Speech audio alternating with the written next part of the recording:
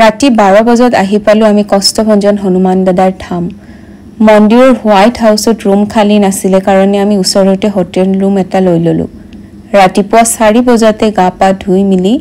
আমি আহিলো 5:30 বজাৰ আৰতি লবলৈ মন্দিৰৰ চৌহদত প্ৰৱেশ কৰাৰ লগে লগে কিবা যেন অদ্ভুত শক্তি এটা ফিল কৰিছো ৰাম নাম লৈ ভিতৰত সোমালো সময় দেখলো ভক্তৰ অগণন ভিৰ মুখত কেৱল ৰাম নাম আৰু কষ্টভঞ্জন হনুমান দাদাৰ জয়কাৰা এবাৰ হনুমান দাদাক দৰ্শন কৰিবলৈ বহুত হেপাহেৰে শাৰী পাতি আছে ভক্তসকলে ময়ো গৈ লেডিছৰ শাৰীতে থিয় দিলো যিসকলে আগতে আহি শাৰী পাতি আছে তেওঁলোকে মন্দিৰৰ ভিতৰত সোমাই আৰতি কৰাৰ সৌভাগ্য হ'ল ৰাতি আহি পাই হোটেলৰ ৰিসেপশ্যনত সুধিছিলো কেইটামানত গলে আৰতি পাম তেওঁলোকে 5টা মানত গৈ পালে হ'ব বুলি কৈছিলে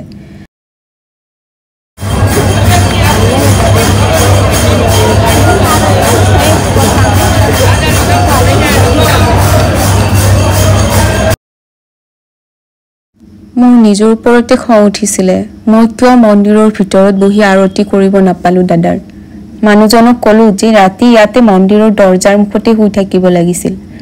বাৰু যা হওক ভিতৰত সোমাই আৰতি দৰ্শন কৰিব নোৱাৰা সকলৰ বাবে বাহিৰত স্ক্ৰীনৰ ব্যৱস্থা কৰিছিলে আমিও বাহিৰৰ পৰাই দৰ্শন কৰিলো আৰু আৰতিৰ আৰম্ভণিতে ৰাম নাম তাৰ পিছত হনুমান চালিসা তাৰ পিছত কষ্টভঞ্জন হনুমান দাদাৰ জয় কপি বলবন্তা আৰতিৰ গানটোৰে ষ্টাৰ্ট কৰে শংখ তাল ঘণ্টা বজাই আৰতিৰ আৰম্ভ কৰিলে এনেকুৱা লাগিছিল যে মোৰ আত্মাই কপি গৈছিলে কষ্টভঞ্জন হনুমান দাদাৰ দৰ্শন কৰিলো মূৰ্তিটো চালে এনেকুৱা লাগে তাতে মই বহি চাই থাকিম কিন্তু সেইটো সম্ভৱ নহয় কাৰণ ইমান ভক্তৰ ভিৰ তাত মাত্ৰ 10 সেকেন্ড মানে থাকিব পাৰি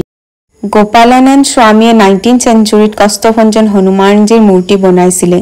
যেতিয়া গাঁৱৰ মানুহবোৰ শনিদেৱৰ দৃষ্টিত আছিলে মানে গাঁৱৰ মানুহবোৰ শনিদেৱৰ পৰা বহুত বেয়া হৈছিলে তেতিয়া তেওঁলোকে গোপালানন্দ স্বামীক ৰিকুৱেষ্ট কৰিছিলে কিবা এটা কৰক তেতিয়া গোপালানন্দ স্বামীয়ে শনিদেৱক ষ্ট্ৰী ৰিপৰ্ট বনাই হনুমানজীৰ ভৰিৰ তলত ৰাখিছিলে আৰু হনুমানজীৰ লগত গোটেই বানাৰ সেনাও আছিলে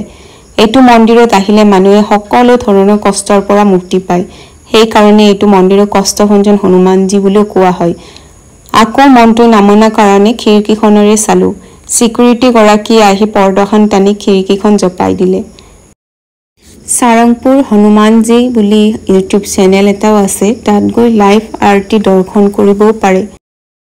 মানুহজনে যিহেতুকে এতিয়াও দৰ্শন কৰিব পোৱাই নাই লাইনতে আছে সো মই লক্ষ্মী নাৰায়ণ ভগৱানক দৰ্শন কৰিবলৈ গলো 5:30 বজাত এইফালে হনুমান দাদাৰ আৰতি হয় আৰু আনফালে লক্ষ্মী নাৰায়ণ ভগৱানৰো আৰতি হয়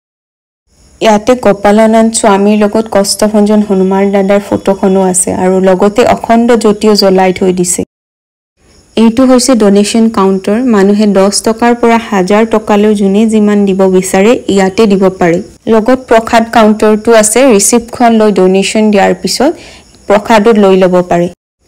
মানুহজন যেহেতুকে লাইনতে আছিল তেওঁ ফোন কৰি ক'লে যে বেছি মানুহ নাই আহিব পাৰা সো মই লগালগ আহি ভিতৰত সোমালো সকলোকে বহিব দিছে ভিতৰত মোৰ ওচৰত বহা বাইদেউ এগৰাকীক খুদিলো যে আৰতি হ'ব নেকি তেওঁ ক'লে হয় মোৰ কথাষাৰ শুনি ফুৰ্তিৰ ঠিকনা নাই মনৰ কামনা পূৰ্ণ হ'ল ভিতৰত বহি আৰতি কৰাৰ ইয়াতে মঙ্গলবাৰ আৰু শনিবাৰে ৰাতিপুৱা 5:30 আৰু 7টা বজাত আৰতি হয় বোলে আৰু সন্ধিয়া 7টা বজাত আৰতি হয়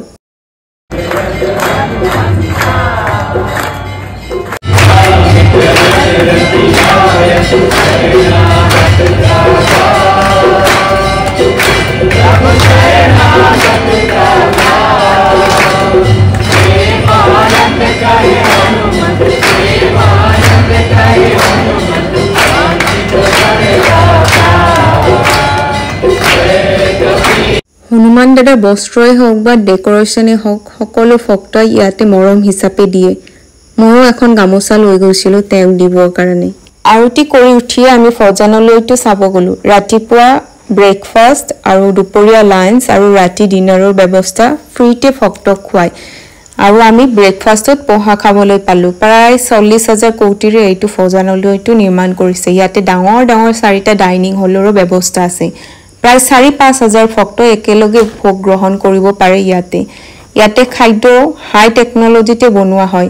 ইয়াতে জুই ইলেক্ট্ৰিচিটি আৰু গেছৰ একো ব্যৱহাৰ নহয় সিনিয়ৰ সিটিজেন বা শাৰীৰিক অক্ষম লোকৰ বাবে ইয়াতে এস্কেলেটৰৰ ব্যৱস্থা আছে ধুনীয়া পৰিষ্কাৰ কৰিও ৰাখিছে ইয়াতে প্ৰায় 7 বিঘামান মাটিত এইটো ফজনালয়টো বনাইছে আমি যেহেতু মেইন গেটখনৰ সমান আছিল বেক সাইডৰ গেটেৰে প্ৰৱেশ কৰিছো সো মেইন গেটখনো চাব আহিলো মেইন গেটখন সোমায়ে হনুমানজী মন্দিৰ তাৰে ওচৰতে লক্ষ্মী নাৰায়ণ মন্দিৰ খুব ধুনীয়া পজিটিভ এনভায়ৰনমেন্ট এটা থাকিলে আহিব মন নাযায় শনিবাৰ আৰু মঙ্গলবাৰে বহুত ভক্তৰ ভিৰ হয় ইয়াতে ভক্ত আহিছে আৰু গৈছে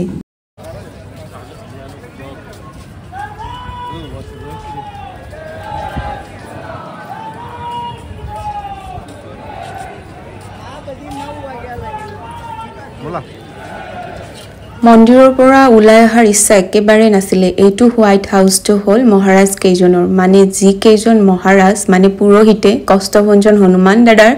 আৰতি কৰে তেওঁলোকক মানে ইয়াতে মানে থাকিবলৈ দিয়ে মেইন মন্দিৰৰ পৰা পিছপিনে গলে 54 হাইটৰ হনুমান দাদাৰ মূৰ্তি এটা দৰ্শন কৰিব পাৰে এইটো মূৰ্তিটোৰ ওজন হৈছে 30,000 কিলো আৰু এইটো মূৰ্তি 7 বিধ ধাতুৰে নিৰ্মিত কৰি উলাইছে 7 কিলোমিটাৰ দূৰৰ পৰা হনুমান দাদাৰ এইটো মূৰ্তিটোৰ দৰ্শন কৰিব পাৰি এই মূৰ্তিটো বহুত বিশাল মূৰ্তি বগা ঘৰ বা হোৱাইট হাউচ নামেৰে পৰিচিত এসি আৰু নন এসি লগতে ধৰ্মশালাও আছে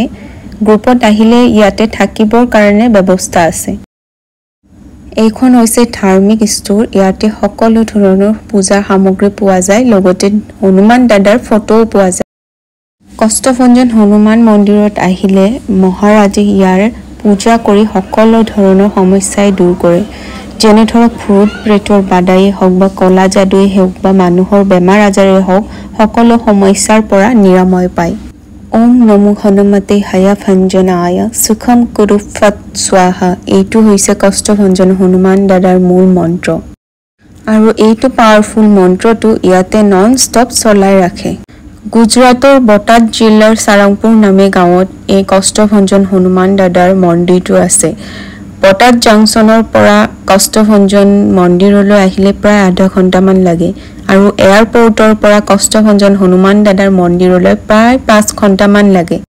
সাৰংপুৰ গাঁওখনৰ প্ৰায় 3000 মান মানুহে বসবাস কৰে ইয়াতে এঘৰ বা দুঘৰ মানুহে ৰাস্তাৰ ওচৰৰ পৰা দেখা পায় এওঁলোকে খেতিৰ ওপৰতে নিৰ্ভৰশীল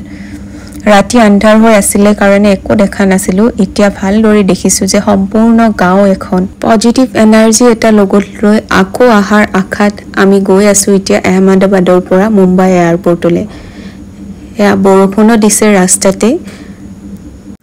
ইয়াতে সেইজন ভক্তহে আহিব পাৰে যিজন ভক্তক কষ্টভঞ্জন হনুমানজীয়ে বিচাৰে বা মাতি পঠিয়ায়